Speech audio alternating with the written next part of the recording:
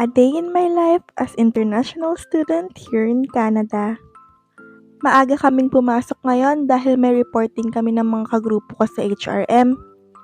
Medyo kabado talaga ako dahil kahit sa Pilipinas pa lang, di ko na talaga gusto ang nagsasalita sa harap ng maraming tao.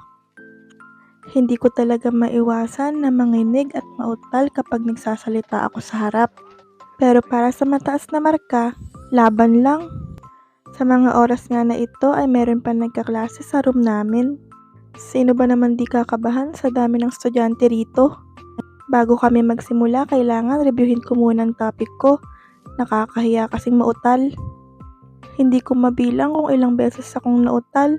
Hindi ko rin alam kung bakit nanginginig buong katawan ko. At least, nakaraos naman. Alam ko simula pa lang to sa mga unang hakbang sa pagiging international student. Yun lang guys. See you on my next vlog. Bye!